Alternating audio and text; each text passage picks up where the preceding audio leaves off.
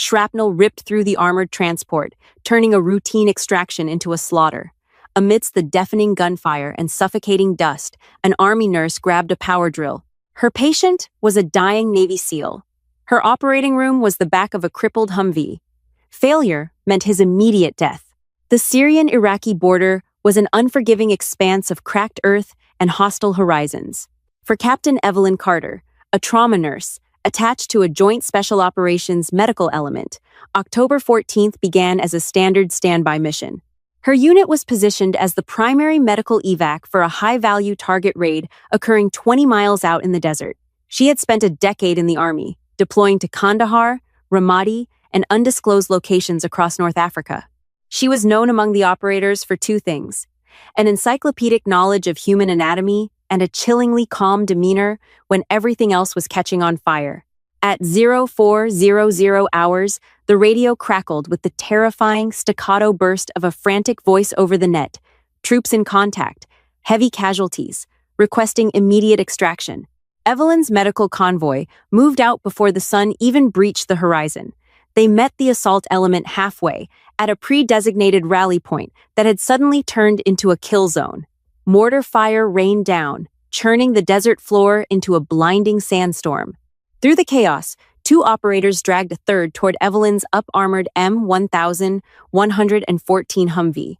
The wounded man was Chief Petty Officer Derek Henderson, a Tier 1 operator built like a freight train, now completely limp, his tactical gear slick with gore. "Get him in! Move!" Corporal Daniel Gibson, Evelyn's medic, screamed over the roar of the Humvee's heavy machine gun, which was laying down suppressive fire from the turret above. They hauled Henderson onto the steel floorboards of the passenger compartment. Specialist Noah Griffin slammed his foot on the accelerator, and the Humvee lurched forward, tires spinning wildly in the sand before catching traction. They were immediately taking small arms fire. Bullets pinged against the ballistic glass and heavy steel plating like hellish hail. Evelyn dropped to her knees beside the massive SEAL. The interior of the Humvee smelled of diesel exhaust, cordite, and the sharp, metallic tang of severe trauma. "Assess!"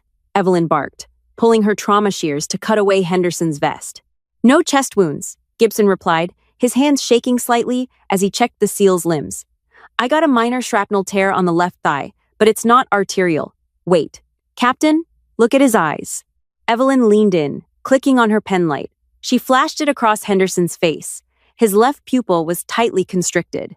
His right pupil was blown wide open, a dark, bottomless void that didn't react to the light. She checked his vitals on the portable monitor they had hurriedly slapped onto his chest. Heart rate was plummeting 40 beats per minute. Blood pressure was skyrocketing, 190 over 110. His breathing was erratic, alternating between deep gasps and shallow, agonizing wheezes. "Cushing's triad," Evelyn said, her voice dropping an octave, completely void of panic. "He's got an expanding intracranial hemorrhage, most likely an epidural hematoma. The pressure inside his skull is pushing his brainstem down into his spinal cord." "How long until we hit the forward operating base?" Gibson yelled toward the driver.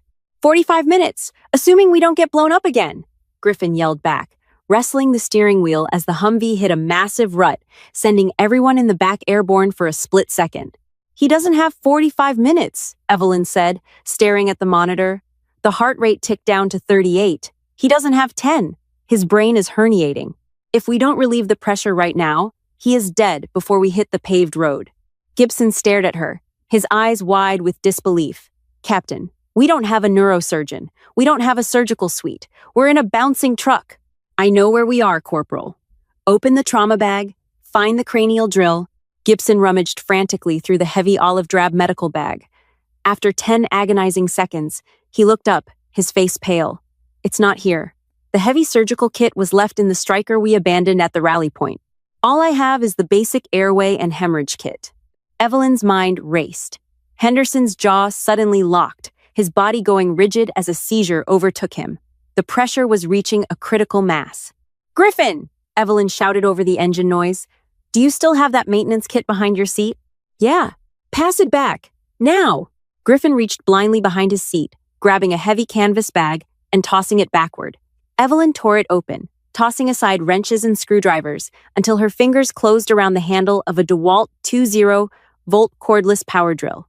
It was covered in motor oil and sand. Gibson looked at the drill, then at Evelyn, horrified. "Captain, you can't be serious. That's a mechanic's drill. It's filthy. The bit isn't surgical. You'll shred his dura mater. You'll bore straight into his brain. If I don't, he's dead in 3 minutes," Evelyn stated, her voice possessing a terrifying clarity. "Infection is a problem for tomorrow. Today, we need a hole in his head. Give me the betadine, a lighter, and a scalpel." Gibson, running purely on ingrained military discipline, handed her the supplies. Evelyn clicked a 3/8-inch drill bit into the chuck. She poured half a bottle of betadine over the bit, then flicked the lighter, running the flame over the metal to flash sterilize it as best she could. It sizzled, smelling of burning chemicals. "Griffin, I need you to drive as smooth as you can for exactly 30 seconds. No sharp turns, no massive craters. Give me a straight line," Evelyn commanded. "I'm trying, ma'am, but they're still shooting at us." Evelyn positioned herself over Henderson's head, bracing her knees against the vibrating floorboards of the Humvee. She took the scalpel and made a swift, 2-inch vertical incision just above Henderson's right ear, the classic landmark for the middle meningeal artery. Blood welled up instantly, but she ignored it, using her gloved fingers to scrape the periosteum away, exposing the white bone of the skull. She positioned the tip of the mechanic's drill against the bone. "Hold his head steady, Gibson. Do not let him move." She pulled the trigger. The drill whined, a high-pitched mechanical shriek that cut through the sounds of combat outside. Evelyn pushed down, relying entirely on her muscle memory and tactile feedback. In an operating room, a surgical drill stops automatically when it breaches bone. This drill would not. If she pushed a millimeter too deep, she would plunge the spinning metal bit directly into the seal's brain tissue, killing him instantly. The Humvee jolted over a rock. Evelyn's arms acted like shock absorbers, completely isolating the drill from the movement of the vehicle. Whirr! She felt the exact moment the resistance changed, the sudden give of the bone yielding. She instantly released the trigger and pulled back. A thick, dark geyser of coagulated blood shot out of the small hole in Henderson's skull, spraying across the front of Evelyn's uniform. The immediate silence inside the Humvee was deafening, save for the rhythmic beeping of the cardiac monitor. "Heart rate is rising," Gibson whispered, staring at the screen in absolute awe. 50, 65, 80. Blood pressure is dropping. Pupils are returning to baseline. Henderson let out a long, ragged exhale, his rigid muscles finally relaxing. Evelyn sat back on her heels, wiping a splatter of dark blood from her cheek with the back of her wrist. She tossed the power drill aside and grabbed a sterile gauze pad, packing it lightly over the burr hole to catch the drainage. "Keep him stable," Evelyn said, her voice dropping back to its normal, composed pitch. "We're almost home." 14 days later, Captain Evelyn Carter sat in a windowless briefing room deep within the maze-like corridors of Walter Reed National Military Medical Center in Maryland. The aftermath of the extraction had been a blur of floodlights, shouting surgeons, and endless paperwork.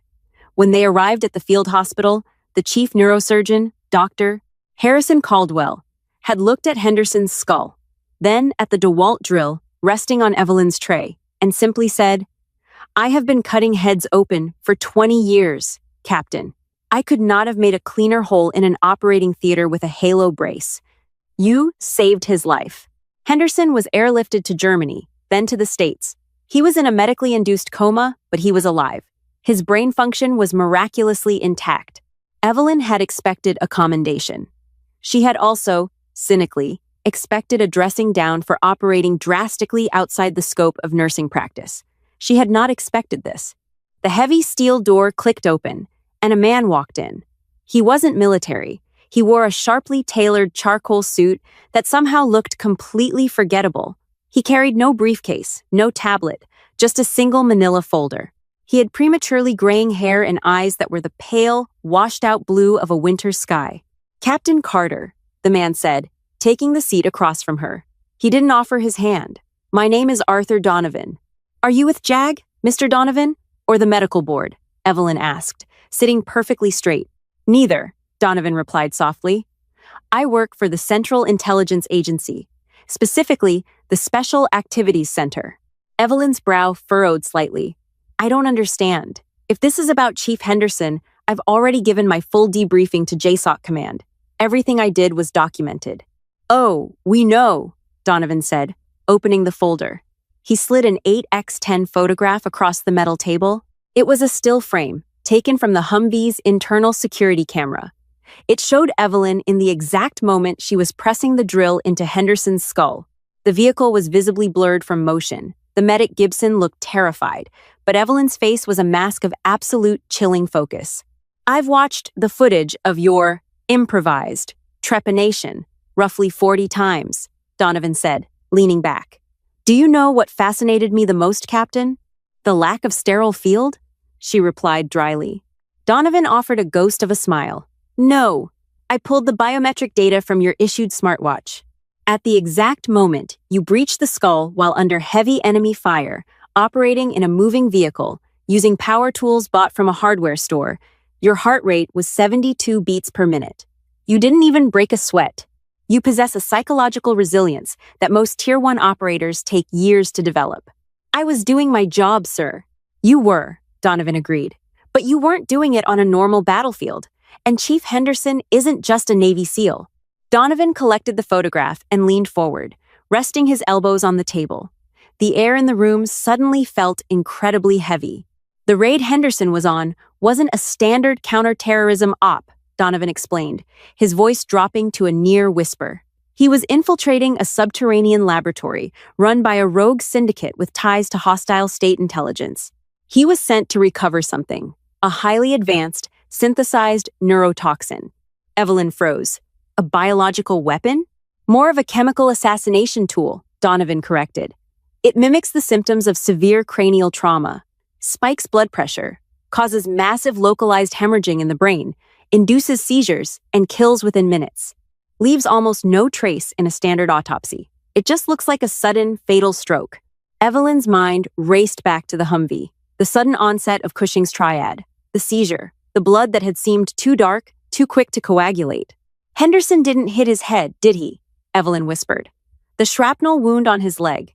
It was a delivery mechanism. Precisely, Donovan said, a glint of genuine respect in his pale eyes. He was shot with a dart coated in the toxin during the exfiltration. By all medical science, he should be dead. The toxin binds to the blood and travels to the brain, expanding the vessels until they burst. Donovan tapped the table.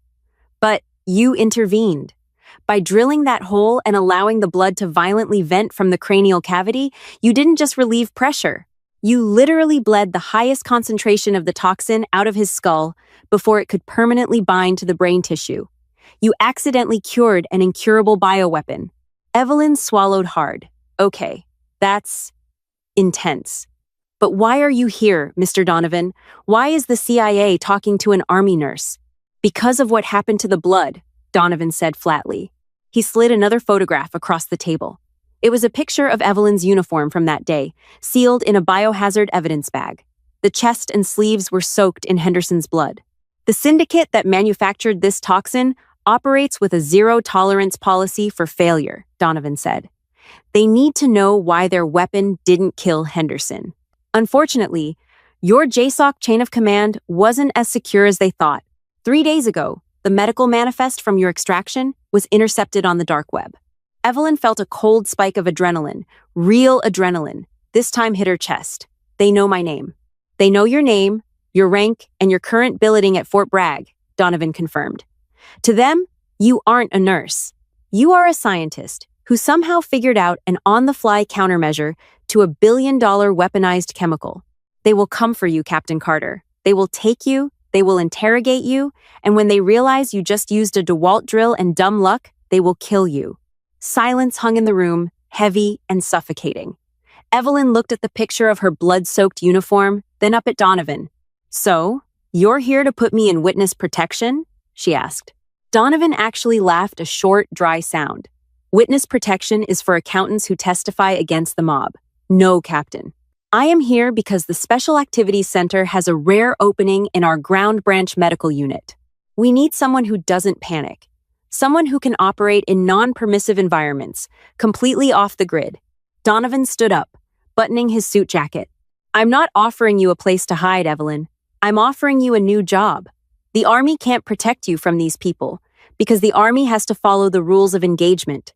We do not. You come to work for me, you vanish from the military roster tomorrow, and you help us hunt down the people who made that toxin. He tossed a small, encrypted black smartphone onto the table. You have 24 hours to decide if you want to be a target or if you want to be a ghost. Donovan turned and walked out the heavy steel door, leaving Evelyn alone in the quiet room, the echo of the power drill still whining in her memory.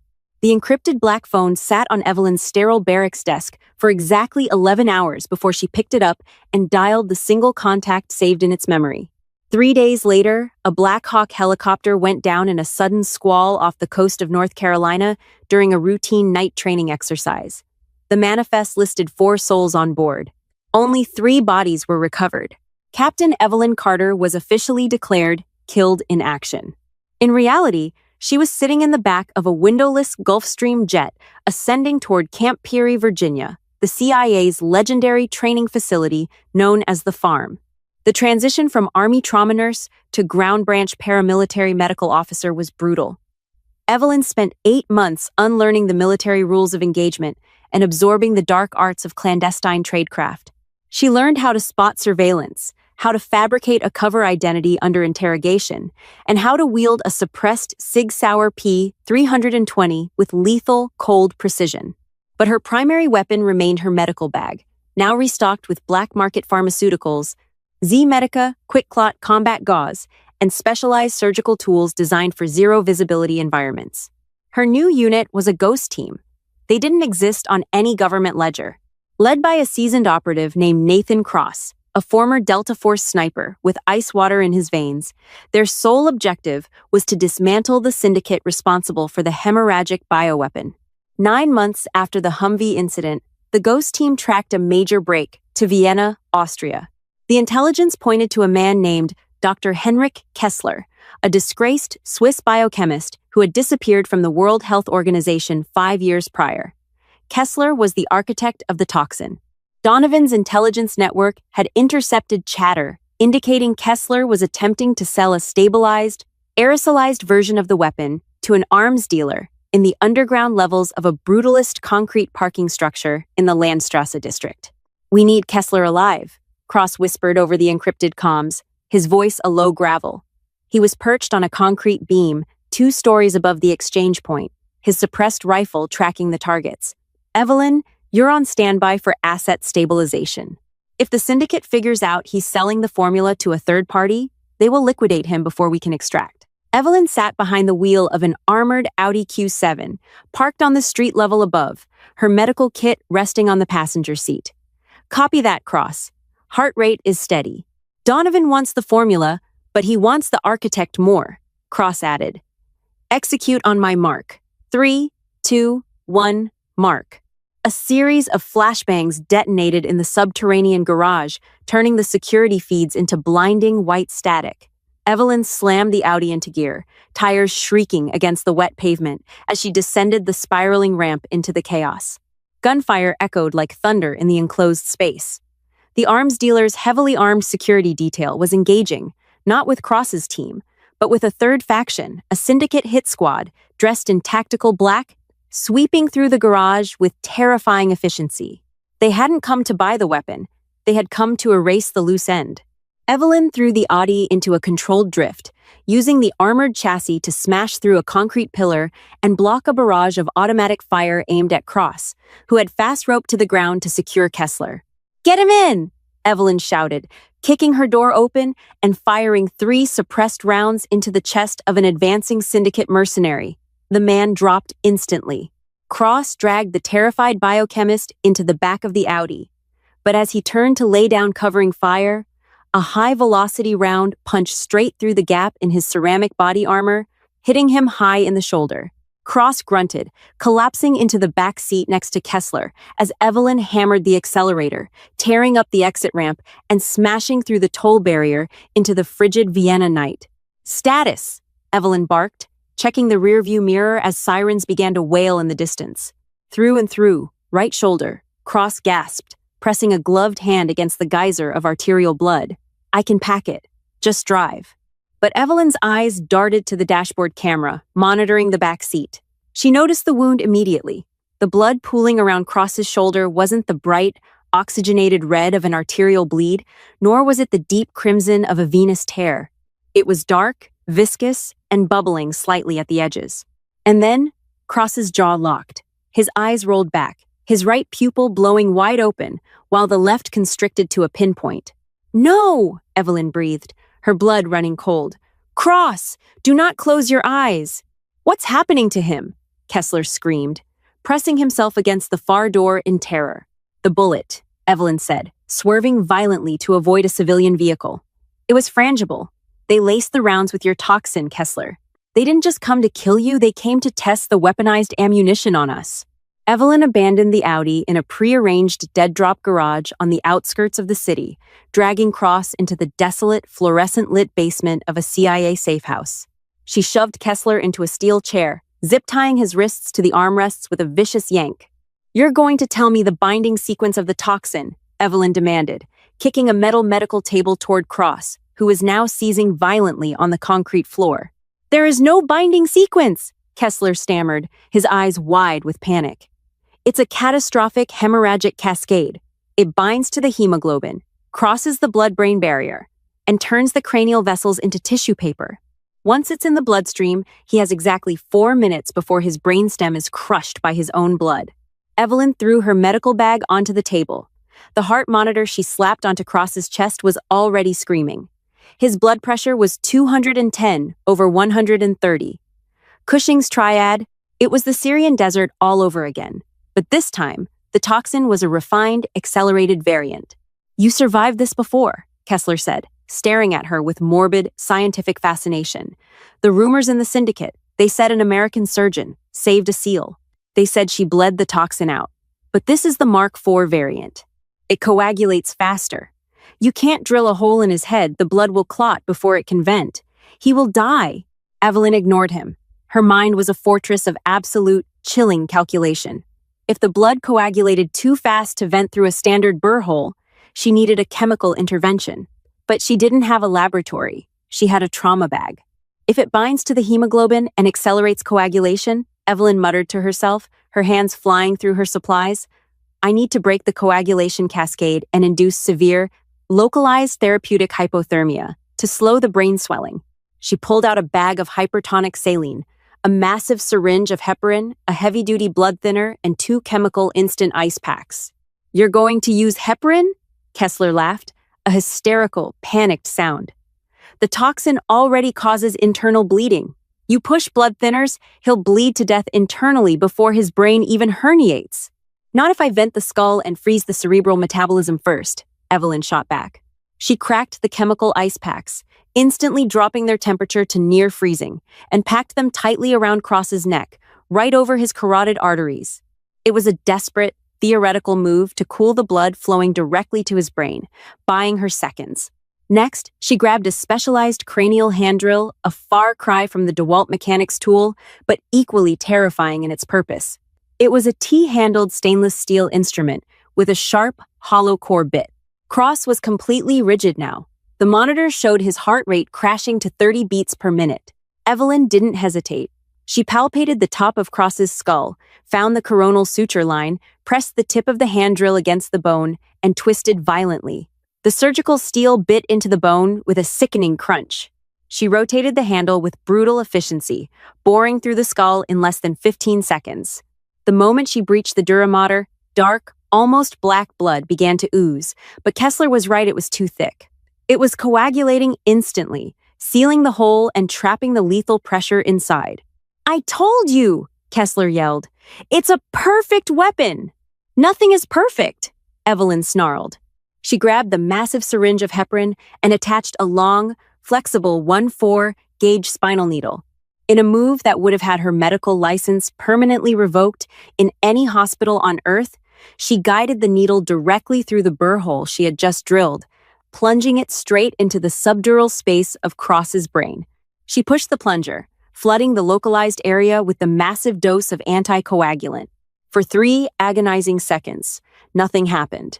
Then, the heparin hit the clotted blood. The chemical reaction was instantaneous. The thick, viscous sludge blocking the hole suddenly dissolved, and a geyser of toxic, dark red blood shot out of Cross's skull, painting the concrete floor. Cross inhaled sharply, a massive, gasping breath. His rigid spine snapped flat against the floor. The monitor's frantic warning tone shifted back to a steady, rhythmic beep. His heart rate began to climb. Evelyn quickly packed the wound with QuikClot and sterile gauze, securing it tightly. She sank back onto her heels, her chest heaving, her hands covered in her teammate's blood. Kessler stared at her in absolute, terrified silence.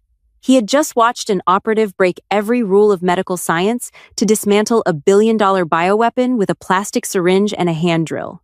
"You're insane," Kessler whispered. Evelyn slowly stood up. She wiped a streak of blood from her forehead, her eyes locking onto the biochemist with the cold, dead stare of a ground branch ghost. "I'm not insane, doctor," Evelyn said softly, stepping toward him and pulling the encrypted phone from her pocket to call Donovan. "I'm just the nurse. If you were absolutely blown away by Captain Evelyn Carter's incredible medical heroism and relentless courage, do not forget to hit that like button. Share this intense story with your friends to spread the word about the hidden heroes operating in the shadows. And make sure to subscribe to our channel for more incredible, jaw-dropping true stories of military brilliance and tactical espionage. Drop a comment below and tell us what you thought of the ending. Hi, my name is Tran Thun, the owner and manager of Noble Tales. After watching the video, she did brain surgery on a SEAL in a Humvee. Now, the CIA wants to recruit the Army nurse. I'd really like to know what you think. How did this story make you feel? What stayed with me was the sense of calm determination in the middle of overwhelming pressure. Evelyn faced impossible circumstances. Yet she kept focusing on the next step instead of the fear around her. That kind of composure is something I think many of us admire. Do you think you could stay focused when everything seems to be going wrong? And which moment in the story stood out to you the most? In our own lives, that might simply mean staying calm, trusting our skills, and helping where we can. Thanks for watching with Noble Tales. If this story resonated with you, feel free to share your thoughts in the comments and consider liking or subscribing if you'd like to see more stories like this.